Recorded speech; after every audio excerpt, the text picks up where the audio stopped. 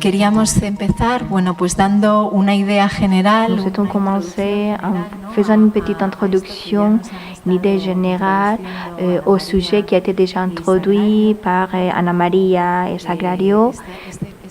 Donc, quelle est cette construction de la virginité faite par le patriarcat. Et pour cela, nous avons invité Charo à la table.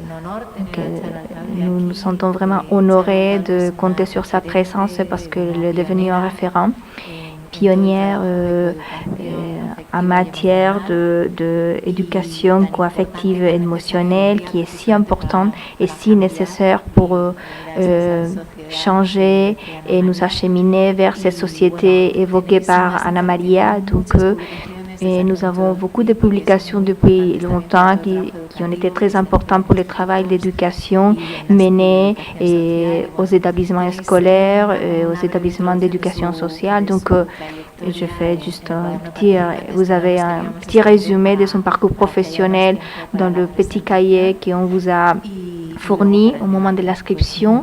Je ne vais pas m'étendre longtemps, donc je cède la parole. Merci d'avoir accepté cette invitation. Merci.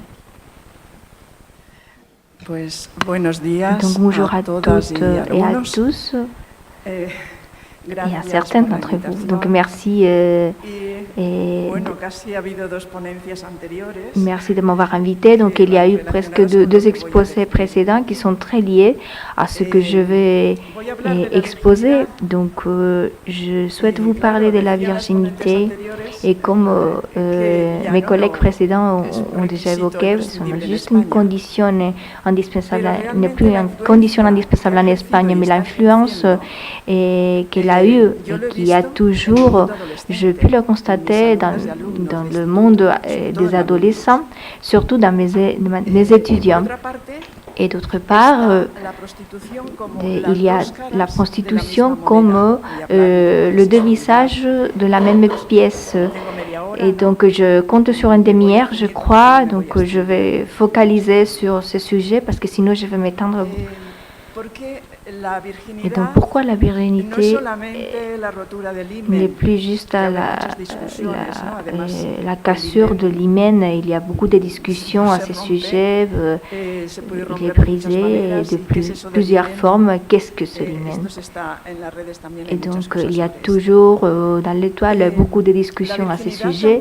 Donc, la virginité est aussi la loi de faire de plaisir et qui est toujours présent et de plus en plus présent avec ces nouvelles technologies et ce monde lié à l'image. Parce que qu'est-ce que cela veut dire, la virginité?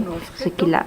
Le femme est un objet que l'on peut acheter et que l'on peut vendre. Et en effet, c'est une chose qu'ont déjà fait les hommes de pouvoir. Ce sont les archétypes de l'histoire, c'est-à-dire un homme jeune qui détente du pouvoir, généralement un homme blanc, mais de plus en plus à changer, qui est étendu, tout ceci est entendu dans toutes les sociétés qui existent. Donc,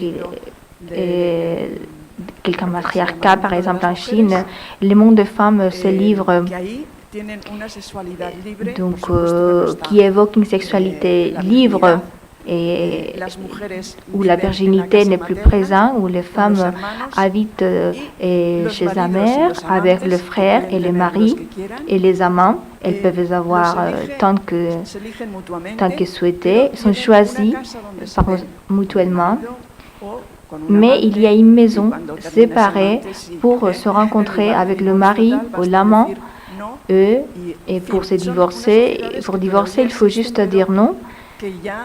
Et donc, il y a certaines sociétés où ça existe, mais il y a de moins en moins. Donc, cette loi du plaisir, je dois faire plaisir à cet homme. Et ça passe pour la virginité. C'est quelque chose qui n'a pas été touché. Et donc, comme c'est un objet qui m'appartient, donc à cause de cette loi du plaisir, il y a toujours... Et donc, j'ai toujours mon monde, ma sexualité, donc la discussion avec d'autres sexualités. Donc, tout ceci, il faut l'encourager dans l'éducation sexuelle. Bon, ça, c'est le petit résumé que je fais de mon exposé. Donc la virginité en tant que mandat culturel du patriarcat et ses conséquences dans la construction de la sexualité humaine. Et donc Victoria Sao,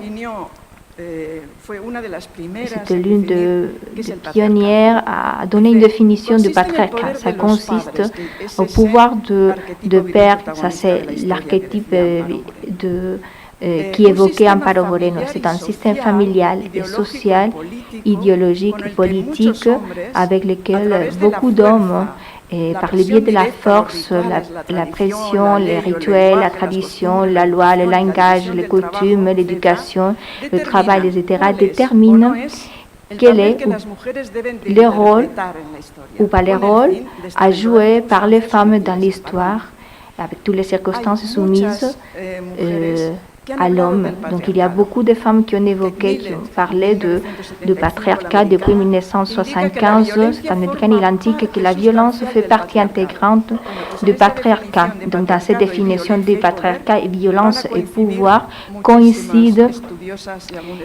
Beaucoup de chercheurs ont coïncidé à cette définition.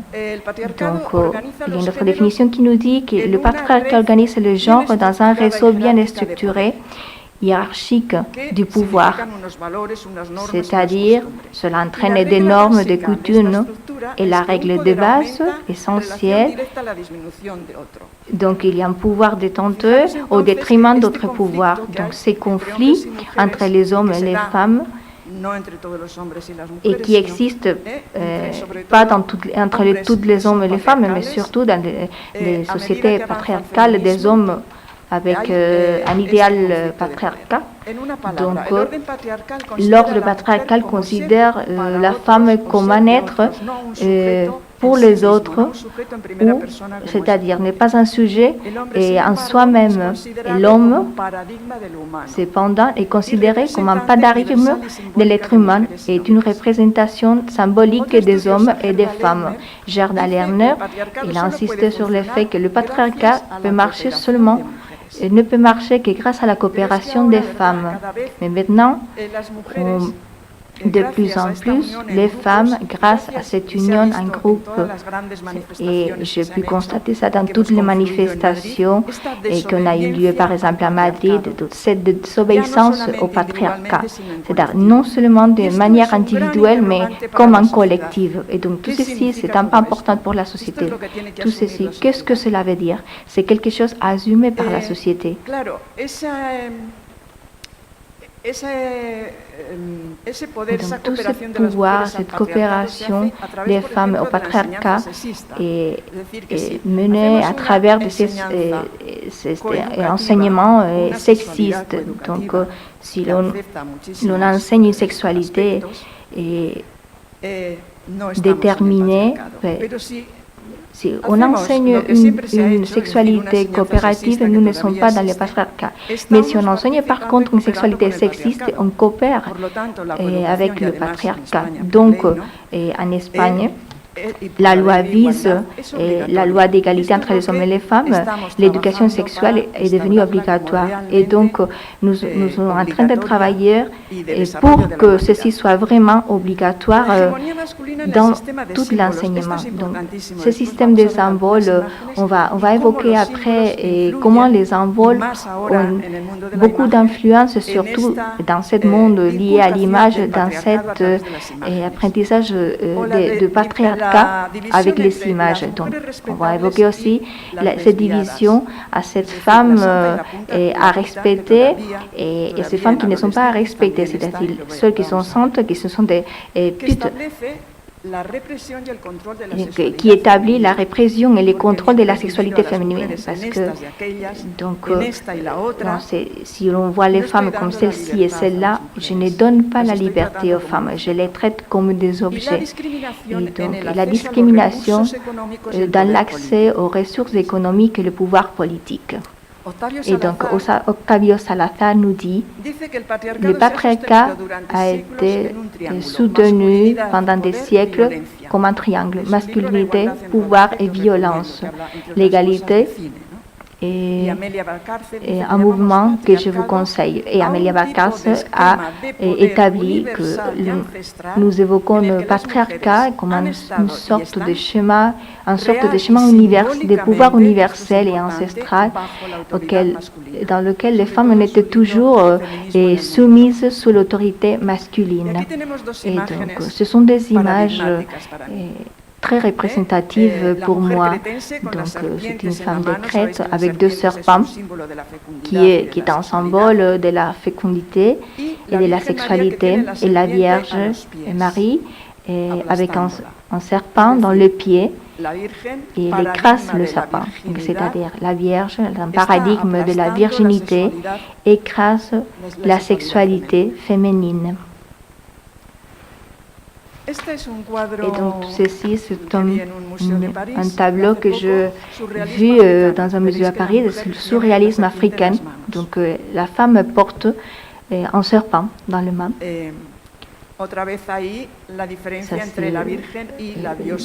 Vous pouvez voir ici une différence entre la Vierge et Kali. Donc, la virginité est une construction sociale parce que c'est la société patriarcale qui a construit cet idéal. Il y a fourni parfois une valeur et d'autres fois elle a évoqué comme quelque chose de dangereux et il faut donc se défendre. Donc cette violence est un outil pour contrôler les femmes, pour contrôler leur corps et leur sexualité. Le corps comme un être politique qu'il faut contrôler et conformément aux règles établies par les hommes. Ça a changé en fonction des époques et des ethnies et des sociétés, mais qui est presque universel et avec très peu d'exceptions, comme j'évoquais tout à l'heure. Donc, cette sexualité est toujours pleine des mythes, des tabous. Dans toutes les sociétés patriarcales, depuis la nuit des temps, les femmes ont été victimes d'un symbolisme et qui méprise et qui rend coupable la femme de tout ce qui arrive. Donc commet le péché original, donc elle est coupable. Et donc, si elle est coupable, on peut la mépriser, on peut la maltraiter, on peut la violer, on peut la prostituer. Et d'autre part, il y a plusieurs des femmes fatales, la Vierge, la sorcière, la prostituée, donc hystérique, et toute une série d'adjectifs qui visent à mépriser les femmes et de diminuer la valeur des femmes. Donc, qui sera fondée et qui sera la base de la violence machiste. On va voir comment ça influe l'idée de la virginité dans des hommes et des femmes et quelles sont les conséquences pour la santé sexuelle des femmes, mais aussi pour les hommes. Donc, il s'agit d'une construction sociale. Donc, dans notre société, les sorciers ou l'homme saint, il déflorait un public à la femme. Donc tout ceci est fondé par la crainte aux anges qui entraîne et déflorer une femme et le pouvoir que l'on confère à l'accent. Donc il faut la rendre accessible, mais pour d'autres sociétés, donc il existe une excision du clitoris pour soumettre la sexualité féminine au désir des hommes. Donc un toucher est maintenant touché par moi et donc elle m'appartient, elle est mienne. En Occident, on a excisé l'histoire des femmes et excisé l'histoire des femmes, rendre visible toutes ces femmes dans toutes les époques, malgré toutes ces contraintes. Il y a eu des femmes de la littérature, des peintres, et tout ceci n'est qu'exiger la culture, une partie de la culture, non seulement des femmes, mais de l'humanité.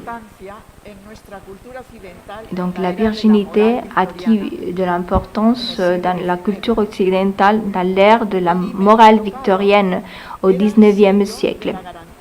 Donc l'hymen, un toucher, n'était qu'une garantie de la pureté des femmes, une garantie pour les monarchies des classes de pouvoir. Donc c'était une condition pour un bon mariage avec des classes moyennes et des classes de pouvoir parce que c'était quelque chose d'intouchable, une marchandise qui n'avait pas été touchée. Donc ceci n'est qu'un exemple de traitement de la femme comme un objet. Donc il y a plusieurs endroits en Indonésie où des femmes, on achète les femmes et le père et leur famille, ils gagnent de l'argent avec. Mais aussi dans les clubs légalisés où l'on exerce la prostitution, donc on l'a pu constater, on peut voir sur Internet. Donc la chaîne 2, elle a diffusé un documentaire magnifique. Donc on met des vierges aux enchères pour voir qui donne le plus. On a pu constater d'autres exemples dans les musées, par exemple, c'est la ceinture de chasteté. Donc c'est une preuve de la crainte à la sexualité féminine et donc de son contrôle. Et donc une autre preuve de ces craintes, c'est les légendes sur les vagins dentés qui paient et castrent l'homme. Donc il y a quelque chose dans la sexualité féminine qui fait peur aux hommes. Et tout ceci, on peut le contrôler en focalisant sur des légendes, des fantasies pour pouvoir les mettre à l'écart.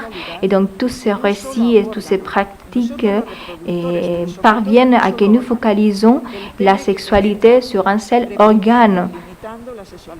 Et le pénis qui fait de la pénétration, qui réprime et limite la sexualité des femmes. C'est-à-dire, on perd la virginité et quand un homme avec un pénis, il pénètre la femme avec un vagin. Et donc on renforce la sexualité des hommes au détriment des femmes. La norme. Donc, les femmes qui expressent leur sexualité librement deviennent des femmes faciles, des femmes sales ou des putes. Je vous mets l'exemple de l'une de mes collègues du lycée, par exemple.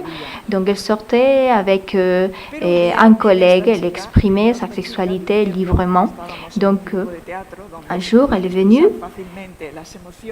Nous étions dans un groupe de théâtre, on exprimait très facilement nos émotions et il m'a dit la sexualité n'est qu'une merde. Bon, pardon, l'amour, elle a dit. C'est l'amour qu'elle a dit, c'est une merde. Et moi je lui ai dit, l'amour est une merde ou l'amour que tu es en train de vivre? Et alors elle a commencé à me raconter sur quelques pages. Et donc, elle m'a raconté tout ce qu'ils avaient dit par WhatsApp. Donc, il avait le garçon, il était tombé amoureux en fait de quelqu'un d'autre. Et donc, l'étudiante, elle disait, mais comment tu me disais que tu étais amoureux de moi? Et donc, il répondait, alors, de toi que tu ouvres tes jambes et que tu peux t'ouvrir des jambes avec n'importe qui? Non, je ne suis pas amoureux de toi, je suis amoureux de l'autre. Et donc, l'autre fille, la même, elle a dit, donc, le garçon, il a dit, écoute, tu ne seras jamais, tu ne deviendras jamais une vraie femme, tu n'auras pas d'enfant, tu ne seras pas une mère. Donc, l'autre était la coupable parce qu'elle avait échappé au contrôle, parce qu'il ne pouvait pas la soumettre, parce qu'elle exprimait librement sa sexualité. Et donc, la Vierge qui n'avait pas eu d'expérience sexuelle avec des pénétrations, elle était une vraie femme. Donc, on a toujours cette idée que l'homme doit caser l'hymen de la femme, donc elle m'appartient, donc c'est un terrain de conquête bien établi. Donc il n'existait pas pour l'homme cette idée de la virginité, seulement pour la femme qui a été établie par les hommes patriarcales, qui indique qu'il n'existait pas une équité sexuelle. Donc on aura toujours beaucoup de pression. Et si l'on veut perdre la virginité pour commencer nos expériences sexuelles, Donc, par exemple, aujourd'hui, à l'âge de 13 ans, les femmes ont beaucoup de pression pour s'initier dans la sexualité. Et donc, à chaque fois, tant que ça existe, cette idée sera toujours appelée n'importe quoi. Donc, il y aura toujours de cette relation de soumission et de contrôle, et on sera toujours allongé à conquérir devant d'autres hommes.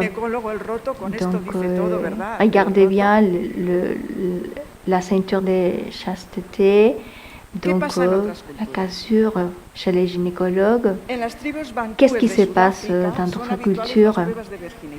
Donc, pour les tribus bantues, en Afrique du Sud, les tests de virginité sont assez courants, même la infobulation, l'ouverture des lèvres supérieures. Donc, en Soudan, les femmes sont mariées avant même d'avoir leur menstruation, et ils sont toujours testés à l'égard de la virginité. Donc, les rapports sexuels hors du mariage sont acceptés pour les hommes, mais pas pour les femmes. L'activité sexuelle d'une femme doit être toujours soumise à des critiques publiques, et c'est quelque chose qui n'est pas appliqué pour les hommes. En Afrique du Sud, où les tests de virginité sont interdits, par exemple, les tribus Zoulous, du sida et les grossesses adolescentes.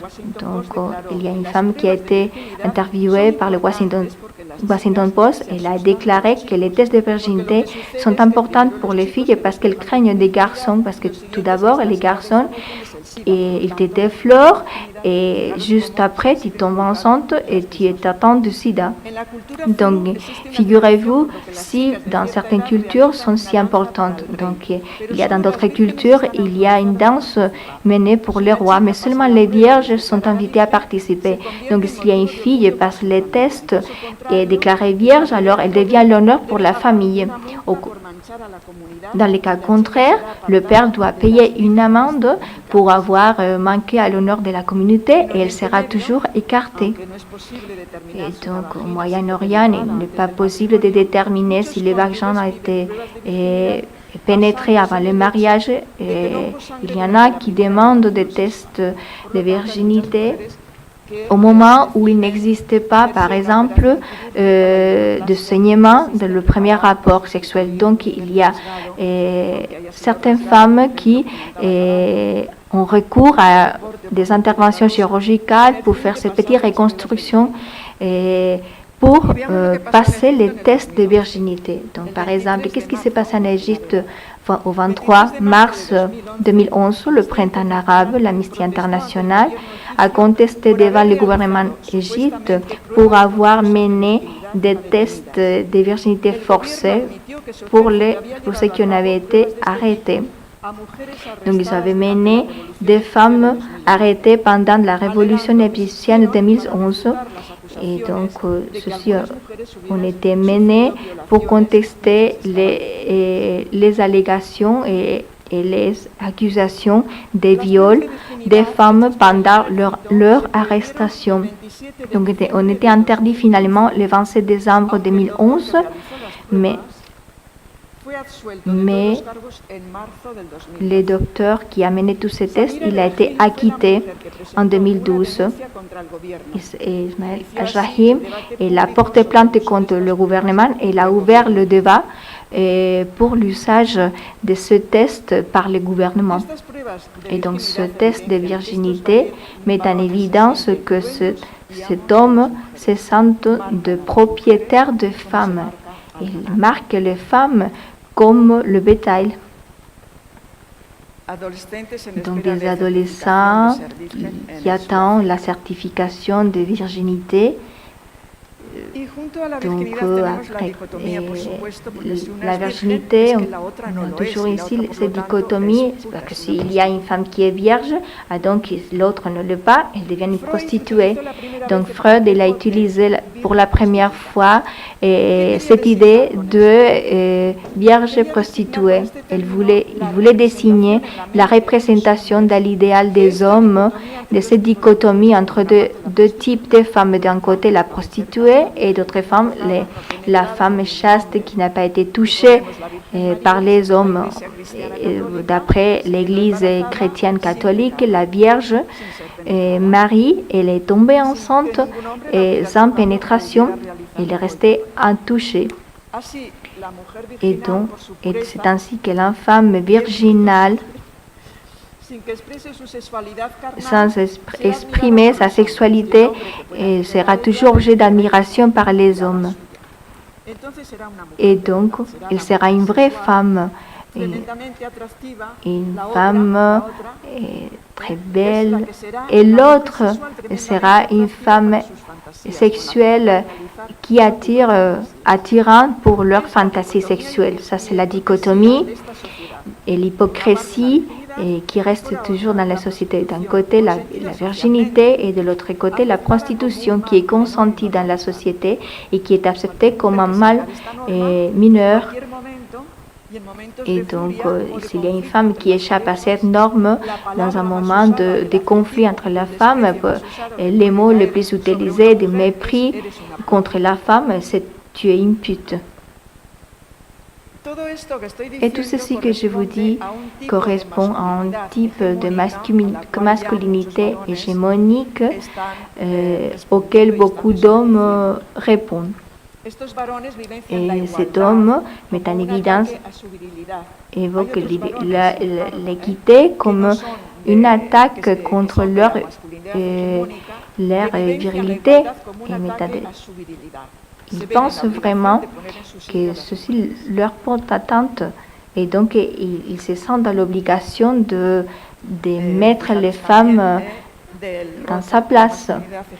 Donc, ce sont des images de représentation de cette masculinité, de ce pouvoir. Donc, on habite toujours dans une société équitative. Pourquoi le nombre de filles pour la prostitution augmente de plus en plus? Pourquoi la pornographie ne fait pas partie, par exemple, de l'éducation sexuelle et pourquoi on ne change pas cette idée de l'enseignement de l'éducation sexuelle?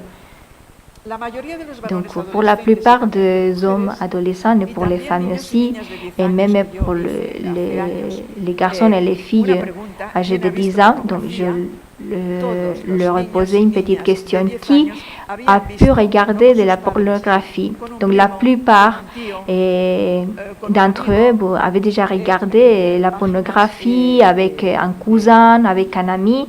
Ils avaient déjà rentré sur des sites web de pornographiques. Donc ceci a beaucoup d'influence avec les rapports sexuels et émotionnels entre les hommes et les femmes, des garçons et des filles. Lorsqu'une fille de 9 ans dit à une autre dans un établissement scolaire: tu sais déjà qu'est-ce que tu dois faire avec ces garçons si tu ne veux pas qu'ils te quittent. Donc vous savez qu'à l'âge de 9 ans, on joue toujours à celui-ci est mon copain, et donc l'autre, et on dit toujours il m'a quitté parce que je ne faisais pas ce qu'il voulait. Donc c'est la loi de cette obéissance déjà installée à l'âge de 9 ans. Donc je ne me restais pas beaucoup de temps et moi je voudrais juste quelles sont les conséquences pour la santé des femmes. Donc, le corps des femmes est un livre ouvert qui en écrit toujours avec la violence sur leur corps. Ce sont des corps toujours exposés pour à louer ou à vendre, toujours pour exercer des violences sexuelles. Et donc, les corps, c'est quelque chose de politique et toute rébellion, toute désobéissance. C'est une rébellion pour à cette construction patriarcale des corps et de la sexualité. Donc le corps il est bien marqué par la publicité, tout pour eux en fait, et tout ceci sont des images de la publicité. Il faut bien mesurer leur corps selon leurs désirs. Donc vous voyez, c'est une salle de découpe même féminine, comme si on était de Bethel. Et donc, ou la Barbie, par exemple, ou manger, par exemple, sur un corps féminin, par exemple, ça c'est à Villarreal, à Castellón. Tout ceci, on le voit, par exemple, descendre ton corps et évoque quelle partie tu aimais plus. Donc, tout ceci, on voit la différence, on établit la différence entre les garçons et les filles. Pour la plupart, ils ne sont presque jamais contentes avec aucune partie de leur corps. Donc, parfois, les garçons, ils signalent peut-être la poitrine ou les pieds.